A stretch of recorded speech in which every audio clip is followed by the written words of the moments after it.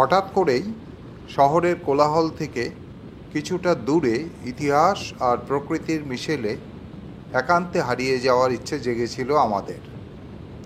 তখনই কানে এলো একটা নাম, ম্যাকক্লাস্কিগঞ্জ। নামটা ঠিক যেন কোনো ইউরোপীয় শহরের নাম। পরে জেনেছিলাম ঝাড়খণ্ডের এই শহর এককালে মিনি ইংল্যান্ড নামে পরিচিত ছিল।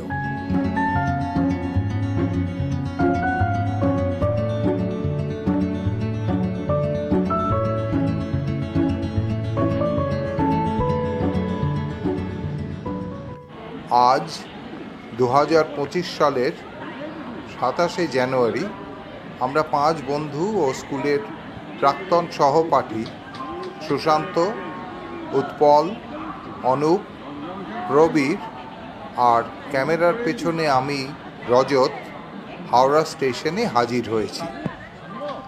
আমাদের ট্রেন 18615 হাওড়া রাঁচি হাতিয়া এক্সপ্রেস, যা এখন ক্রিয়াযোগ এক্সপ্রেস বলে পরিচিত, রাত 9:10 ছাড়বে।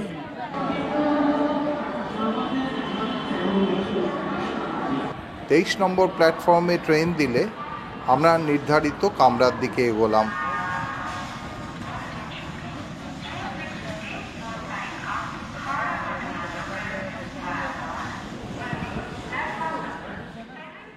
ট্রেনে উঠে একটু হতাশই হলাম, কেননা আমাদের বার্থগুলো একেবারে দরজার সামনে।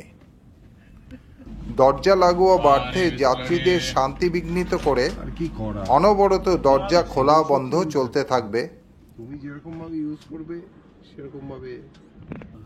আর আমার বার্থটি ডাবল কুপে রীতিমতো ক্লস্ট্রোফোবিক পরিবেশে। কিছু করার নেই, কাউকে না কাউকে তো এই ভোগান্তি পোয়াতেই হবে। যাই হোক, ব্যাগপত্তর গুছিয়ে আমরা রাতের খাবার খেয়ে নিলাম।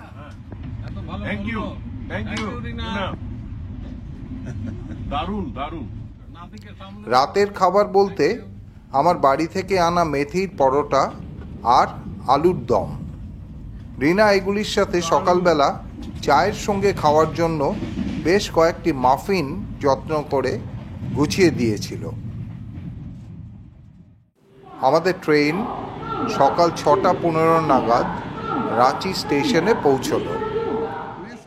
পূর্ব দিগন্তে তখন লাল আভা দেখা দিয়েছে। সূর্যোদয়ের আর খুব বেশি দেরি নেই। ট্রেন আমাদের পৌঁছে দিয়ে দৌড়ল তার পরবর্তী গন্তব্যের দিকে। রাঁচি স্টেশনের বাইরে এলাম। জাঁকজমক দেখলেই বোঝা যায় এটি একটি রাজধানী শহরের স্টেশন। এখান থেকে আমরা গাড়িতে ম্যাকক্লাস্কিগঞ্জ যাব। রাঁচিতে এখন বেশ ঠান্ডা। এরই মধ্যে মেহতাব গাড়ি নিয়ে চলে এসেছে। ব্যাগ সুটকেস গাড়িতে গুছিয়ে নিয়ে আমরা রওনা দেব।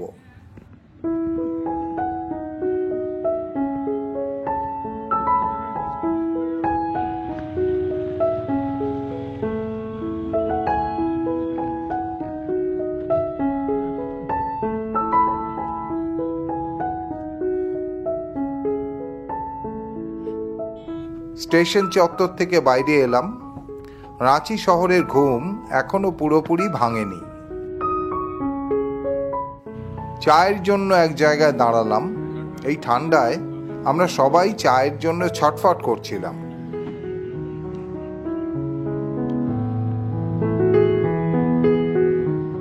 ধীরে ধীরে রাঁচি মিউনিসিপ্যাল এলাকার বাইরে বেরিয়ে এলাম। রাঁচি থেকে ম্যাকক্লাস্কিগঞ্জের দূরত্ব প্রায় 65 কিলোমিটার। আমরা এখন চলেছি ন্যাশনাল হাইওয়ে 39 ধরে।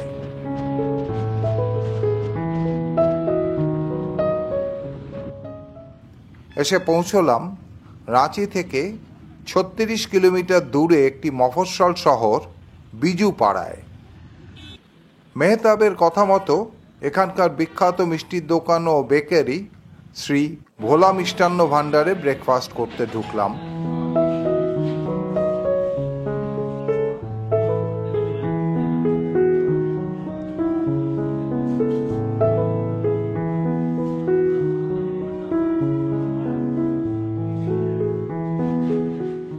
গরম গরম ফুলকো লুচি, অমৃতি আর চা সহযোগে ভালোই ব্রেকফাস্ট হলো আমাদের।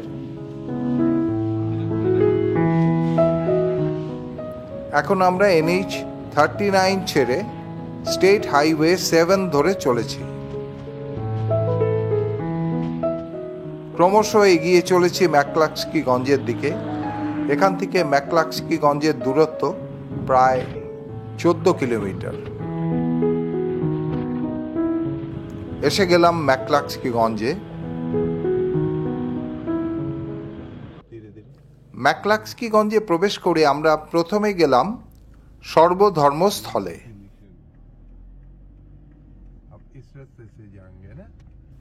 হাইওয়ে থেকে ডান দিকে গ্রামের রাস্তা ধরে খানিকটা গেলে দুল্লি নামে এক জায়গায় তৈরি হয়েছে হিন্দু, মুসলিম, শিখ, ইসাই এই 4 ধর্মের উপাসনা স্থল। পাঁচিল দিয়ে ঘেরা এই জায়গায় দুটো মিনার টাইপের স্ট্রাকচার আছে। যে মিনারের উপরে চূড়া আছে সেটি হলো মন্দির, আর গম্বুজওয়ালা মিনারটি হলো মসজিদ।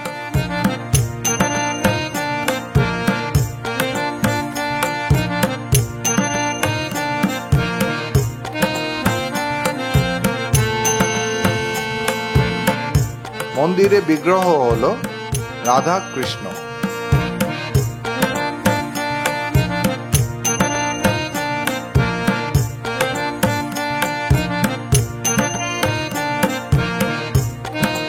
মিনার দুটির পাশে একটি চার্চ ও একটি গুরুদ্বার তৈরির পরিকল্পনা হয়েছিল, কিন্তু একসময় এই অঞ্চলটিতে উগ্রপন্থী অ্যাক্টিভিটি বেড়ে যাওয়ার ফলে এই পরিকল্পনা পুরোপুরি কার্যকর করা যায়নি।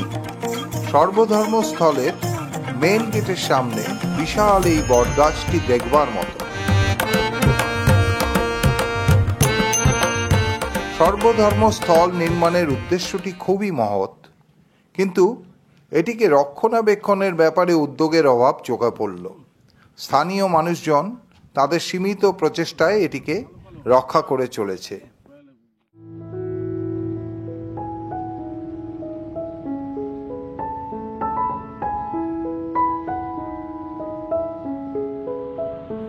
এরপর মেইন রাস্তা ছেড়ে আমরা শালবনের ভেতর দিয়ে এগিয়ে চললাম আমাদের আগামী কয়েকদিনের আশ্রয় রানার্স কান্ট্রি কটেজের দিকে।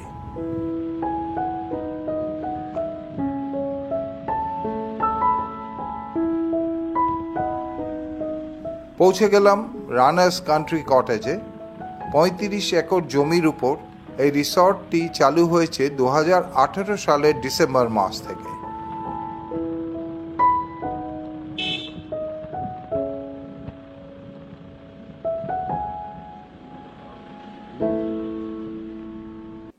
রিসর্টের গোটা এলাকাটা ছবির মতো সুন্দর আর সাজানো।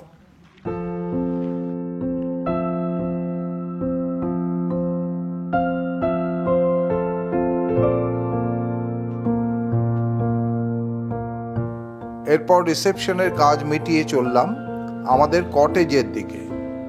গোটা রিসর্টটি কয়েকটি ব্লকে বিভক্ত। এর পুরো বিবরণ ডেসক্রিপশনে দেওয়া আছে। আমরা ছিলাম বি ব্লকে।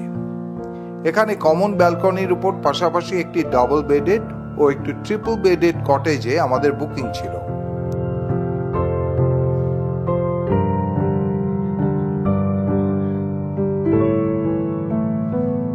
চেক ইন করে সামনের উঠোনে রোদ্দুরে বসে আমাদের আড্ডা চলছে over a cup of T with muffin. প্রতিদিন এখানেই আমরা ব্রেকফাস্ট খেতাম।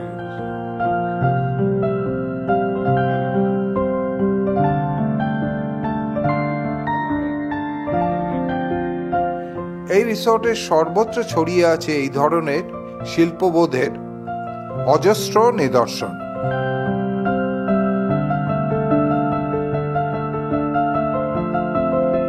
এই ঘরে ছিলাম আমি আর প্রবীর। ডাবল বেডেড এই ঘরটি যথেষ্ট পরিষ্কার পরিচ্ছন্ন ও রুচিসম্মতভাবে সাজানো।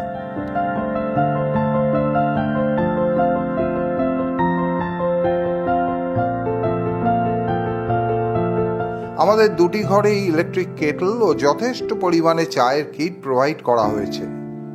এছাড়া দিনের যে কোনো সময় চাইলেই আমাদের টি পটে করে চা সার্ভ করা হয়েছে।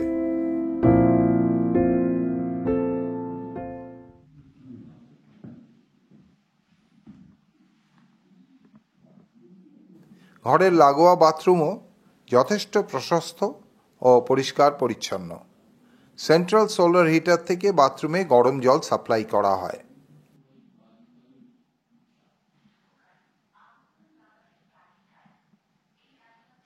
বেশ কিছুক্ষণ বিশ্রাম নিয়ে আমরা ডাইনিং হলের দিকে এগোলাম। সামনের ডান দিকের বাংলোয় এই রিসর্টের কর্ণধার দীপক রানা সপরিবারে বাস করেন।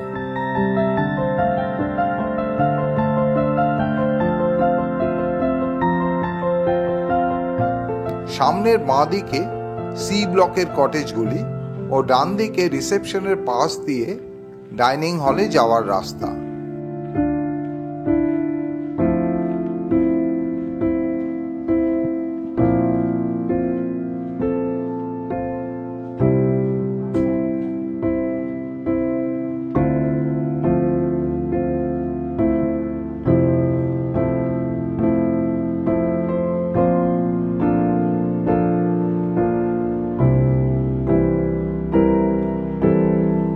এসে গেলাম ডাইনিং হলে।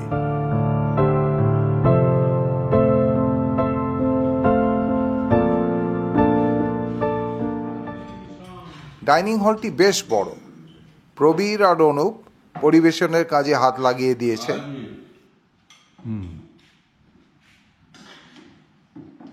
ভাত লাগবে কিন্তু এরপরে একটু ভাত দিয়ে যাবে। লাঞ্চ সেরে বাগানে একটা কমলা গাছের দেখা পেলাম। প্রচুর কমলা ধরে আছে তাতে।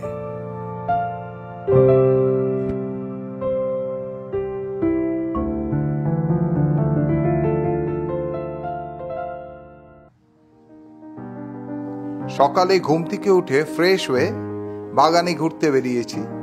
বিশাল এলাকা জুড়ে রিসর্টের এই বাগান বিভিন্ন রঙের গোলাপ ও অন্যান্য ফুল গাছ দিয়ে সাজানো।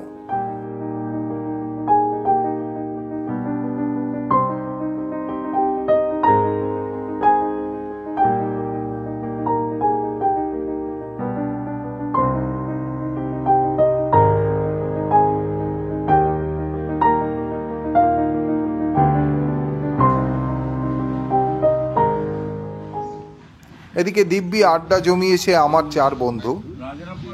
আসুন এই আড্ডায় যোগ দেওয়া যাক। গত রাতে উৎপল ও অনুপের নাসিকা গর্জনে সুশান্তর ঘুমে ব্যাঘাত ঘটেছে, তাই সে যথেষ্ট ক্ষুব্ধ। আমাকে আওয়াজ দিচ্ছে, আপনারা দেখুন এইরকম ভাবে অপমান। তারপরেও আমি এদের সাথে আসি, বুঝলেন? এই হচ্ছে নাটের গুরু। এই যে দেখুন আমার পিছনে লেগেছে সকাল থেকে, রাতে তো ঘুমোতে দেয়নি। দুপাশে দুজন সমানে নাক ডেকেছে। হ্যাঁ, নাকের ড্রপ দিয়েছে পুরো অর্ধেক। তারপরেও নাক ডেকে 12টা বাজিয়ে দিয়েছে আমার। হ্যাঁ, আমি সারা রাত বসে থেকেছি। তাই না? না, তুই রাত্রেবেলায় তুই ওই সমস্ত মাথার সরঞ্জাম লাগাসনি? লাগাসনি না? না, প্লাগ পয়েন্ট নেই তো। রাত্রির 1টা 1:30 কিন্তু ছেলের সাথে ঝগড়া করলো। এই ও ছেলেকে ফোন করেছিল? হ্যাঁ, আচ্ছা। ছেলের সাথে কি বকলো কে জানে। 1.5 ঘন্টা বক বক করে ঝাড়লো ছেলেকে। আর ও কি বলছে ছেলে শুনতে পাচ্ছে না। তুই শুনতে পাচ্ছিস না বাবু? আমি বলছি। আচ্ছা, এত দূর শোনা যায়? এই যাত্রা মানে একে বলে কি বলতো, ছেড়ে দিয়ে তেড়ে ধরা। ও আমাকে বলছে যে তুই বসে আছিস কেন? না না, আমি শুনছি। ঠিক আছে, সেকেন্ডে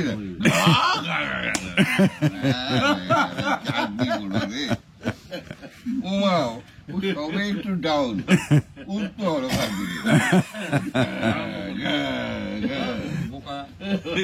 তুই তো সারা রাত ধরে তো ইয়ে করে গেছিস, বক্তৃতা দিয়ে গেছিস।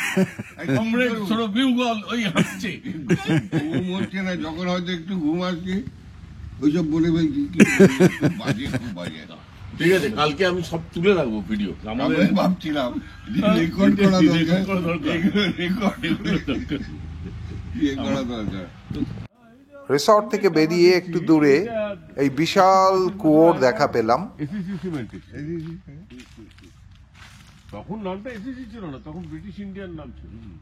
ঠিক, ব্রিটিশ ইন্ডিয়ান ছিল। কুয়োটি এত গভীর হওয়া সত্ত্বেও জল শূন্য দেখে বেশ অবাক হলাম। এখন এটি শুধুই একটি গভীর সুড়ঙ্গ। কেউ আছো নাকি ভেতরে?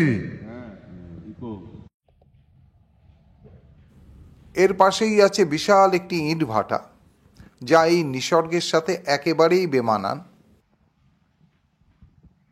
এই ধরনের ভাটাগুলি পরিবেশকে যথেষ্ট দূষিত করে।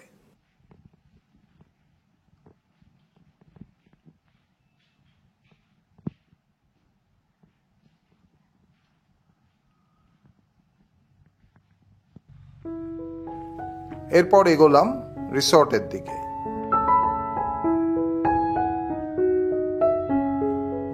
শালবনের মাঝে সত্যিই এক অসাধারণ পরিবেশে এই রিসর্টের লোকেশন।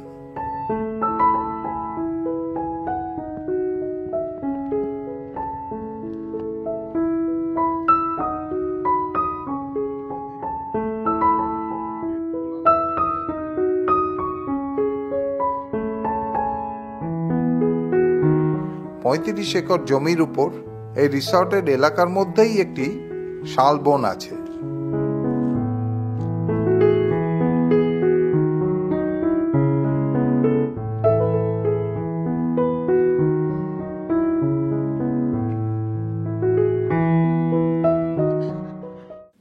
আলুর পরোটা, দই আর আচার দিয়ে জমে গেল আমাদের ব্রেকফাস্ট। খেয়ে দিয়ে মনের আনন্দে নাচ শুরু করে দিল সুশান্ত।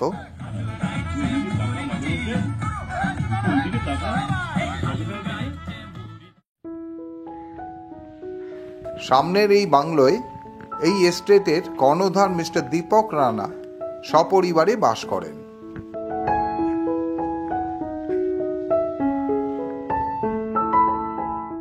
এই বাংলোর ব্যালকনি দুটির সাজসজ্জা অত্যন্ত রুচিসম্মত ও অভিজাত।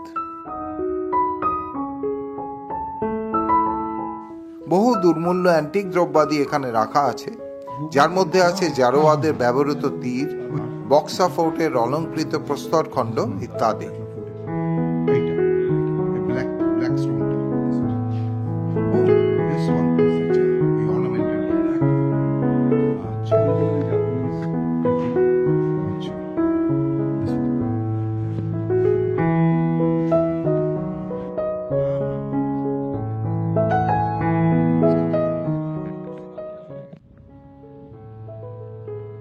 এরপর বেরোলাম ম্যাকক্লাস্কিগঞ্জের ইতিহাসের খোঁজে।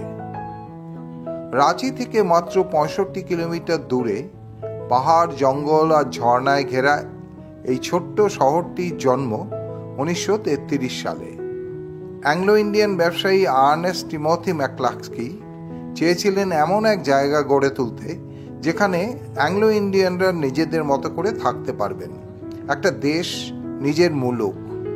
সেই মতো তিনি 1932 সালে ছোট নাগপুরের রাজা উদয় প্রতাপনাথ শাহদেওয়ের কাছ থেকে এই অঞ্চলটি কিনে নেন ও 1933 সালে কলোনাইজেশন সোসাইটি অফ ইন্ডিয়া নামে একটি কোঅপারেটিভের মাধ্যমে এর প্লটিং করে এগুলির বিলি বন্দোবস্ত করেন। কিছুদিনের মধ্যেই প্রায় 400টি পরিবার সেখানে বসবাস শুরু করে। তখন এই শহর গমগম করত ইউরোপীয় ঘরবাড়ি, সাহেবিয়ানা সংস্কৃতি আর জীবন্ত গল্পে। কিন্তু সময় সবকিছু বদলে দেয়। দ্বিতীয় বিশ্বযুদ্ধ, রাজনৈতিক পালাবদল আর প্রজন্মের পাড়ি সব মিলিয়ে ম্যাকক্লাস্কিগঞ্জের সেই ঝলমলে দিন হারিয়ে যায়। এখন হাতে গোনা কিছু অ্যাংলো ইন্ডিয়ান পরিবার এখানে রয়ে গেছে, আর বাকি শহরটা যেন শুধুই এক স্মৃতির রোদ ঝলমলে ছবি।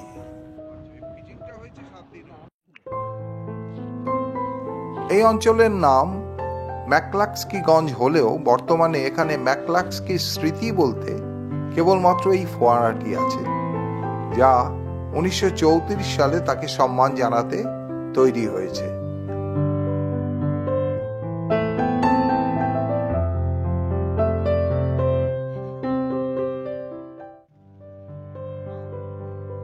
এটি হলো ম্যাকক্লাস্কিগঞ্জের প্রথম গেস্ট হাউস। মিসেস কার্নি এটা চালাতেন। এরপর মিস্টার ক্যামেরুন এটিকে টেক ওভার করে এখানে একটি স্কুল স্থাপন করেন। কিছুদিন চলার পর এটিকে আবার গেস্ট হাউসে পরিবর্তন করা হয়। তখন এর নাম হাইল্যান্ড গেস্ট হাউস। বর্তমানে এটি ভগ্নপ্রায় পরিত্যক্ত অবস্থায় পড়ে আছে।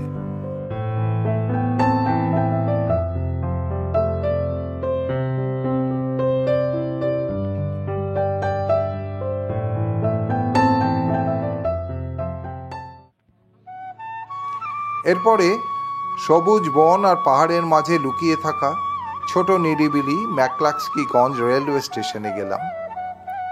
এই স্টেশনটি দক্ষিণ পূর্ব রেলওয়ের অন্তর্গত হাটিয়া রাঁচি লোহারডাঙ্গা তড়ি রেলপথের অংশ এবং রাঁচি থেকে প্রায় 65 কিলোমিটার দূরে অবস্থিত। স্টেশন চত্বরটি বেশ পরিপাটি ও শান্ত। যারা প্রকৃতি ভালোবাসেন বা শহরের কোলাহল থেকে একটু দূরে কোথাও সময় কাটাতে চান, তাদের জন্য ম্যাকক্লাস্কিগঞ্জ রেল স্টেশন যেন এক নিঃশব্দ আমন্ত্রণ।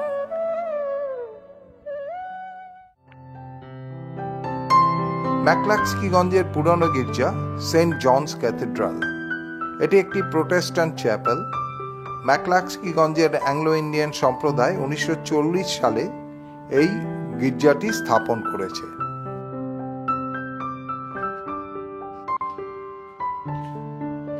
এখন এসেছি রোজা ভিলায়। অন্যান্য বাংলোগুলোর তুলনায় এর ভাগ্য সুপ্রসন্ন বলতে হবে। এটি এখনো স্বমহিমায় বিরাজমান।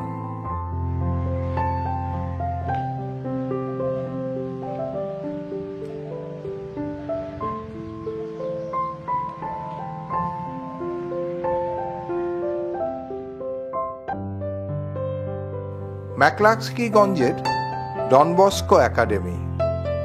ডে রোজারিও দম্পতি অ্যালফ্রেড ও ডরোথি 1997 সালে এই স্কুলটির স্থাপনা করেন। এবার আমরা এলাম ম্যাকক্লাস্কিগঞ্জের একটি বিখ্যাত বাংলোয়। একসময় এটির মালিক ছিলেন বিখ্যাত সাহিত্যিক বুদ্ধদেব গুহ। তিনি গ্যাব্রিয়েলদের কাছ থেকে বাংলোটি কেনেন। এরপর তার কাছ থেকে মুকুল সেন শর্মার বাবা বাংলোটি ক্রয় করেন। তখন এটি অপর্ণা সেনের বাংলো বলে পরিচিত ছিল। বাংলোটির বর্তমান মালিক প্রাক্তন কেন্দ্রীয় মন্ত্রী সুবোধকান্ত সহায়ের ভাই।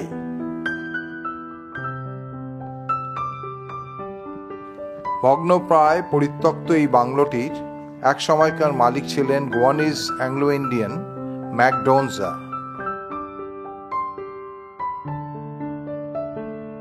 পটারদের এই বাংলোটি সম্পূর্ণ পরিত্যক্ত না হলেও অতীতের সেই জৌলুসের ছিটে ফোটাও এখন আর নেই।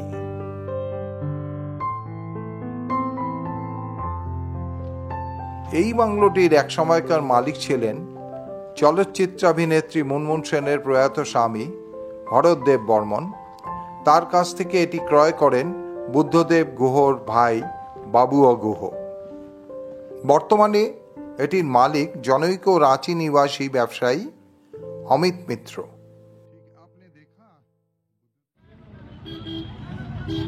বাংলো দর্শন শেষে পড়ন্ত বিকেলে এলাম ম্যাকক্লাস্কিগঞ্জের বুধবারের হাটে।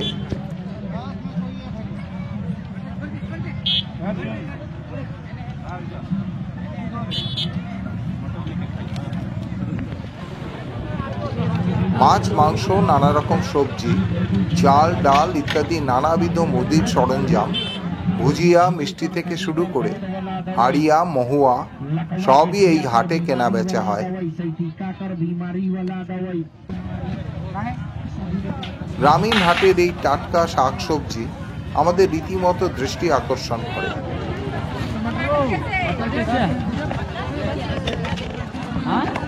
রাঁচির ফুলকপি আমাদের কাছে এক মহার্ঘ সবজি, যা এখানে থরে থরে সাজানো। সামনের দোকানের এই ভুজিয়া আর মিষ্টিগুলো, বিশেষ করে জিলিপি, যেন হাত ছানি দিয়ে রাখছে।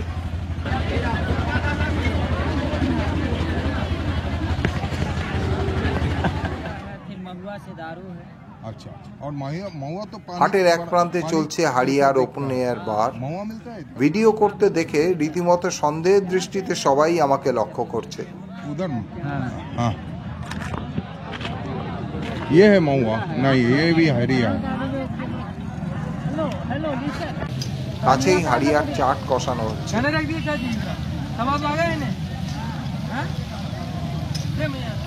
যাই হোক, ওদের রসভঙ্গ না করে অন্যদিকে সরে এলাম।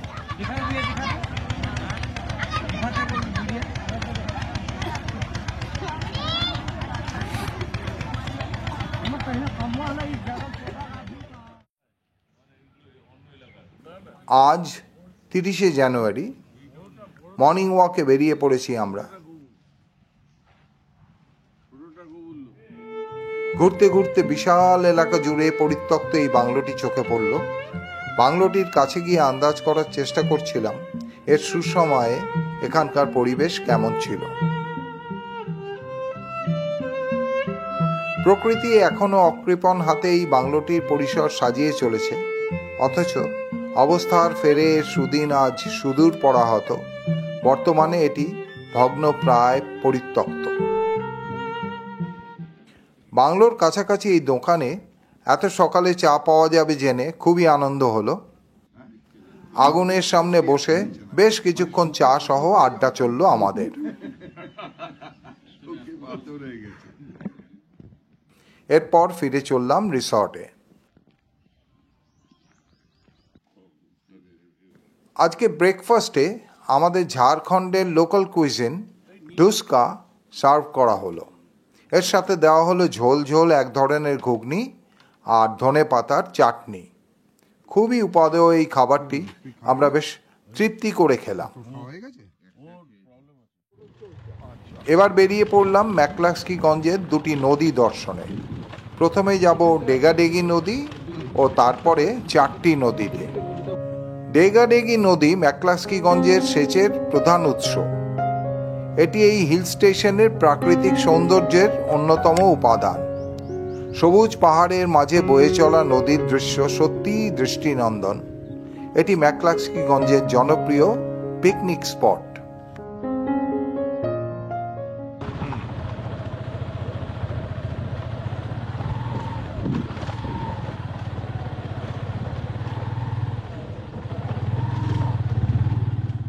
এসে গেলাম চারটি নদীতে।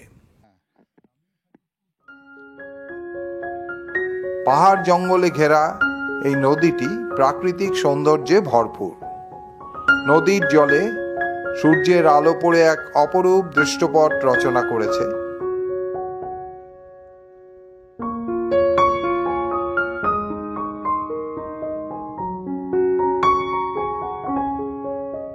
নদীর স্রোত বিশাল বিশাল পাথরের ফাঁক দিয়ে প্রবাহিত হয়ে গভীর নদীঘাতের সৃষ্টি করেছে। মনে হয় যেন সময়ে ছোঁয়া না লাগা কোনো অপার্থিব স্থান।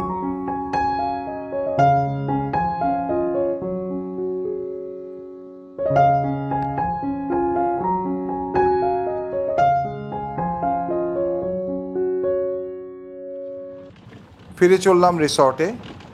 এখানে একটা কথা জানাই, ডেগাডেগি নদী ম্যাকক্লাস্কিগঞ্জের পরিচিত টুরিস্ট স্পট হলেও সৌন্দর্যের বিচারে চারটি নদী আমার বেশি ভালো লেগেছে। এর নদী খাত ও পারিপার্শ্বিক পাহাড় জঙ্গল মিলিয়ে এই নদীটিকে অনেক বেশি আকর্ষণীয় মনে হয়েছে।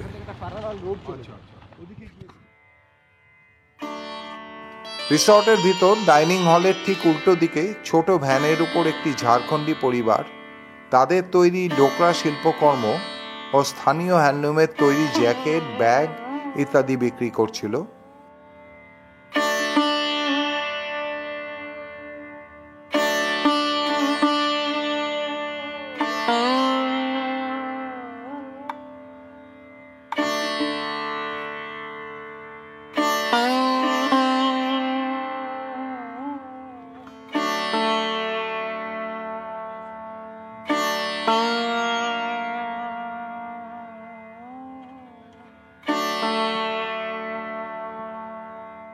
আমি সেখান থেকে দেবী দুর্গার এই প্রতিমাটি কিনলাম।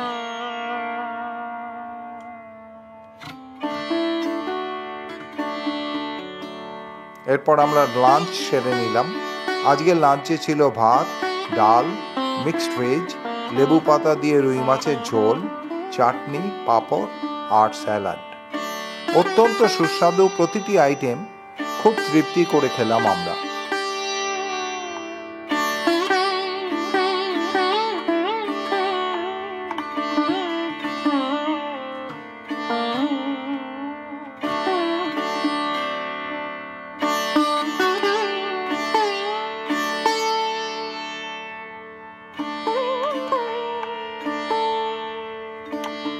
খাওয়া দাওয়ার পর ক্ষণিকের বিশ্রাম। আমাদের কটেজের ঠিক পিছনেই ডি ব্লক। এখানে দুটি ডাবল বেডের ও একটি 6 বেডের মোট 3টি কটেজ আছে। এর ব্যালকনিটি ভারী চমৎকার।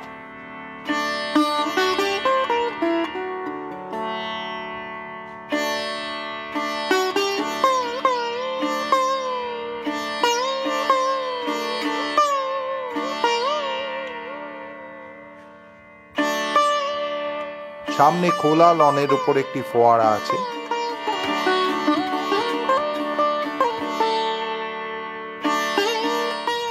ডি ব্লকের কটেজের পিছনে বিশাল সজনে গাছটি বসন্তকালে ফুলে ও ডাঁটায় ভরে থাকে।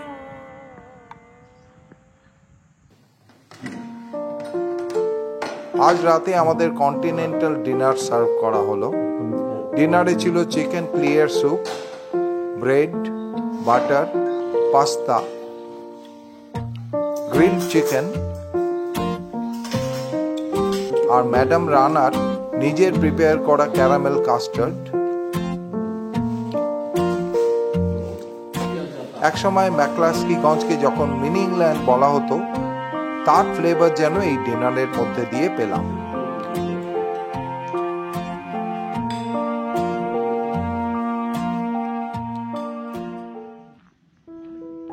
আজ 31শে জানুয়ারি। আমরা বেরিয়েছি মর্নিং ওয়াকে। কুয়াশাচ্ছন্ন ভারী মনোরম এই পরিবেশে বুক ভরে অক্সিজেন নিয়ে নিচ্ছি। এবারের মতো ম্যাকক্লাস্কিগঞ্জে আজই আমাদের শেষ দিন। আমাদের ফেরার ট্রেন 18616 ক্রিয়াযোগ এক্সপ্রেস রাঁচি থেকে আজ রাত 10টায় ছাড়বে।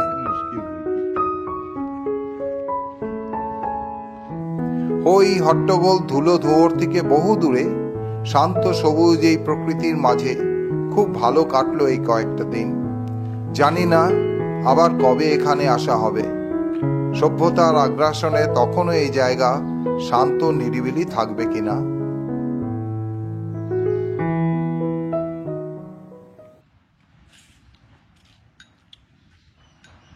বেরিয়ে এসে ব্রেকফাস্ট করে নিলাম আমরা। আজকের ব্রেকফাস্টে ছিল পরোটা, ঘুগনি, ক্যারামেল কাস্টার্ড আর জিলিপি। চা বা কফির কথা আলাদা করে বলছি না, কেননা আমরা চাইলেই সার্ভ করে দিয়ে যাচ্ছে। ব্যাগ বাক্স গুছিয়ে আমরা রেডি, গাড়ি এলেই রওনা দেব। যাওয়ার আগে মিস্টার রানার পোষ্যটি আমাদের বিদায় জানিয়ে গেল।